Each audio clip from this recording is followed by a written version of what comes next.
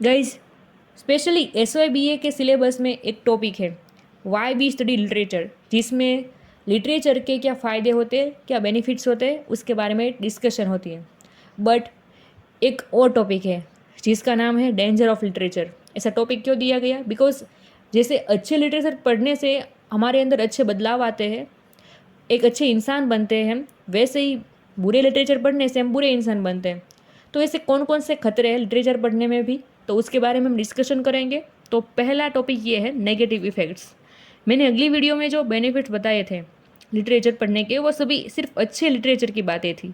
अगर हम बुरा लिटरेचर पढ़ते हैं तो दिमाग पर बुरा असर भी पड़ता है। जैसे वर्जीनिया वुल्फ, आप सब लोग जानते होंगे। वर्जीनिया वुल्फ की एक मिसिस डॉलवे 1925 में लिखी गई हुई ये बुक है, जिसमें सुसाइड के ऊपर ऐसी चीज़ें लिखी है जिससे इंसान को ज़िंदगी जीने से पूरा इंटरेस्ट उठ जाता है। तो ये बुक पढ़ने से ये क्या खतरा होता है कि आपको सुसाइड करने का मन होता है, ज़िंदगी जीने का मन उठ जाता है। तो दूसरी चीज़ ये है बुक्स अबाउट बुक्स, ये भी एक खतरा है। ये टॉपिक को समझाने के लिए मैं एक एग्जांपल देती हूँ। जैसे मान लीजिए मैं आपको शेक्सपियर पढ़ने के लिए कह रही हूँ, तो आप कोई दूसरे राइटर ने शेक्सपियर के बारे में क्या लिखा है, क्या क्रिटिसाइज़ किया है, वो पढ़ते हो बिकॉज आपको लगता है कि मुझे कोई भी बुक है वो ऐसे ही नहीं पढ़नी चाहिए, पहले जानना चाहिए कि महान महान जो लेखक इससे पहले हुए हैं उन्होंने शेक्सपियर के बारे में क्या लिखा है, तो आप उसके पढ़ते हैं। फिर जैसे कि उसके नॉवेल में एक वर्ड आया लाइक डेनमार्क, तो आप गूगल पर सर्च करते हो, फिर डेनमार्क ढूंढते ढूंढते स्विट्ज़रलैंड तक आप पहुंच जाते हो, स्विट्ज़रलैंड का लोकेशन दिखाई देता है, तो आप स्विट्ज़रलैंड की इमेजेस देखना स्टार्ट करते हो। स्विट्ज़रलैंड देखते देखते आपको पता चलता है कि कोई अच्छी सी हीरोइन या फिर हीरो जो आपको पसंद है वो तो स्विट्ज़रलैंड से ही बिलोंग करता है, तो आप उसकी इमेजेस खोलना शुरू कर देते हो, फिर उसकी फैमिली के बारे में जानते हो। तो ये सब चीज़ में शेक्सपियर को तो पढ़ना रह ही गया है ना, ठीक से आप पढ़ ही नहीं पाओगे, तो वो ऐसे तो आपका टाइम वेस्ट करता है। तीसरा खतरा है डिफॉर्स फ्रॉम डेली लाइफ। दोस्तों सोचिए, सीरियल्स फिल्म्स ये सब में जो दिखाई देता है वो और हमारी रियलिटी सेम होती है? नहीं ना। तो ये फिल्म्स नॉवेल और ड्रामा में से ही बनती है।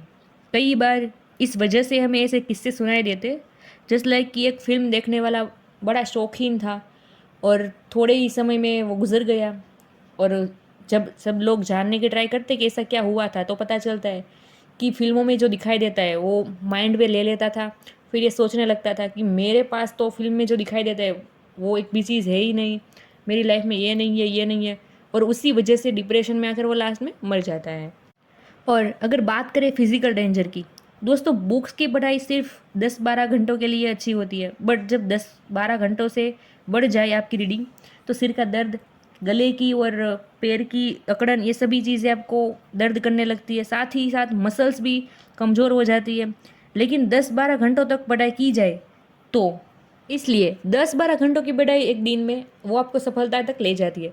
बट उससे जब बढ़ जाती है जस्ट लाइक 14 आवर्स या 20 आवर्स, तो आपकी आंखें हैं वो भी दर्द करने लगेगी। इन शॉर्ट आप फिज़िकली स्ट्रॉन्ग नहीं रहोगे। फिर अगला डेंजर है थिंकिंग ऑफ पास्ट। दोस्तों ज़्यादातर हम शेक्सपियर को ही पढ़ते हैं, क्यों? क्योंकि वो फेमस है। But have you ever thought कि लिटरेचर समाज का ही रिफ्लेक्शन है? तो शेक्सपियर तो पुराने टाइम के हिसाब से ही लिखते होंगे। ऐसा लिटरेचर पढ़ने से हम भी उस समय के रीति रिवाज और अंधश्रद्धाओं में कई कई बार बिलीव करने लगते हैं। ऐसे नहीं है कि हर किसी को ऐसा होना है, हर किसी का माइंडसेट पूरा बदल जाता है, बट ज़्यादातर सेंसिटिव लोगों के साथ ऐसा होता है। और कई बार नॉवेल और ड्रामा में अपने साथ कभी बनी हुई पास्ट की इवेंट है उसके बारे में भी लिखा जाता है, और उस चीज़ को पढ़ते पढ़ते हम भूतकाल के बुरे विचारों में खो जाते हैं। गाइज, यही था लास्ट खतरा। ये वीडियो यही ख़त्म होती है। अगर आपको इसका एक्सप्लेनेशन अच्छा लगा हो तो वीडियो को लाइक करिए, चैनल को सब्सक्राइब कर दीजिए। Thank you.